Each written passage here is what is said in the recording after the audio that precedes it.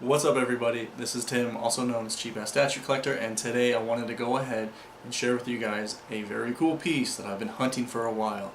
Now this piece I've been hunting for over 2 years. I've looked at 3 of these and actually purchased this before, but they all seem to be broken, either by the Joker's hands or the Joker's cloth right here. Like I said, this is the 4th one that I'm looked at, that I purchased, and I'm actually going to keep because it's not perfect, but it is not damaged. It's not broken. So I'm super excited, and this is the first DC confrontation, the Versus line DC Direct made for their statues, and for me, I'm actually finishing up my collection of these Versus lines from DC Direct.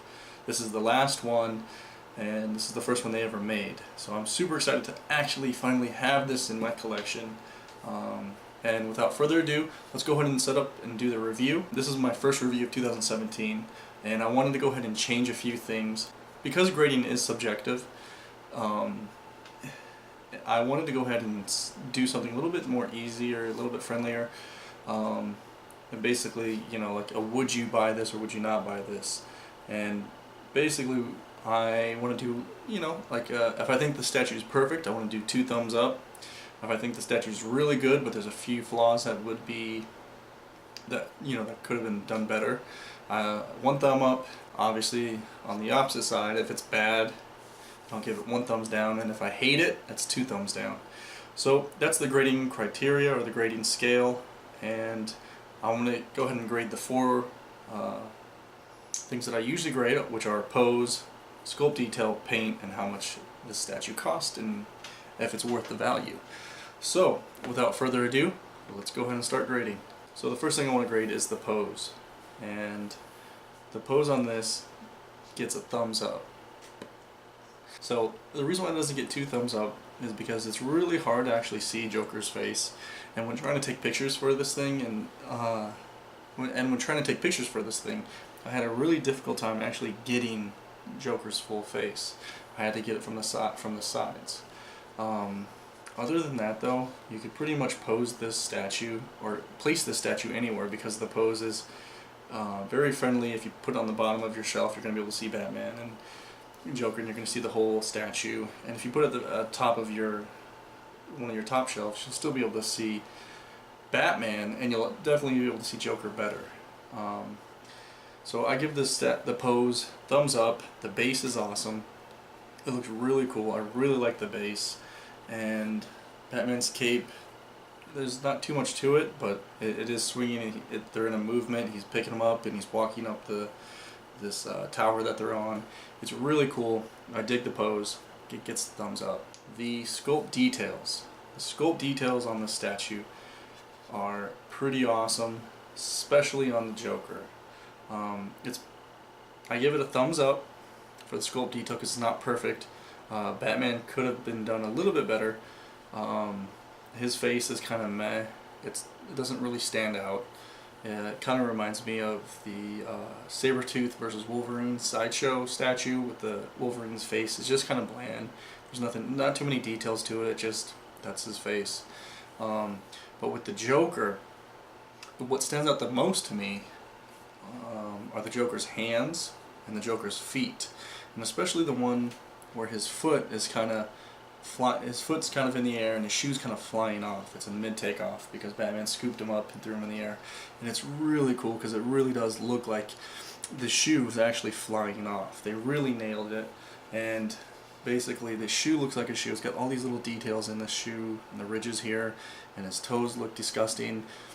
He's got veins in his toes, and you got to remember, these are like 1/8, 1/9 statues, so there's a lot of detail that they're packing in this piece.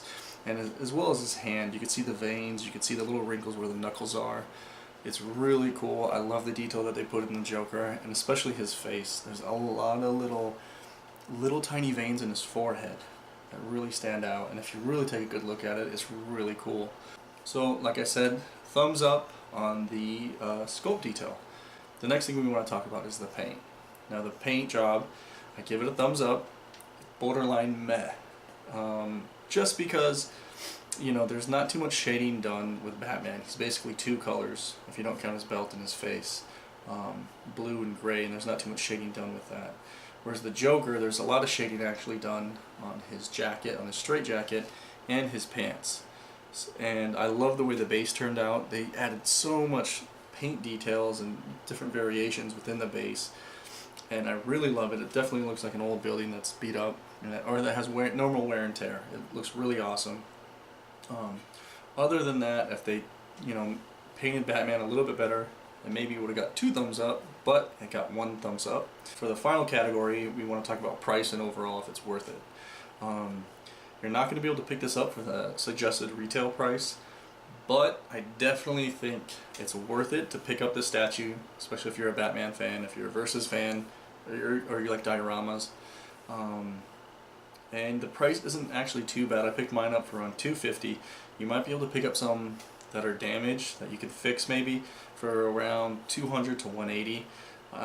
This is going to be kind of a rare statue. This is number 1402 out of 1600. And when I say it's rare, it's because I swear to you guys, every single statue that's out on eBay right now, there's fingers are broken, or this piece right here is broken. Right? So if you want something that's kind of complete, that isn't busted or broken, there's not that many of them out there, and not too many people are selling this statue. And it is the very first piece of the DC Versus line. But as a big fan of Batman and the statues that I collect, I had to get this piece. I'm so happy that I finally got this piece. Okay guys, before I leave, I wanted to go ahead and give you guys a size comparison of the Batman vs. Killer Croc and the Batman vs. Joker. As you can see, they're almost the same size. I think this statue actually, but the Batman's proportions are actually a little bit bigger than this one. And I feel like as the later pieces came on, they got a little bit bigger, and the first ones are a little bit smaller, but they do go really well together. Well, that's it guys. This is my review of the Batman vs. Joker DC Direct Versus line. Please stay tuned for the overview with the pictures and the video of the statue. Peace.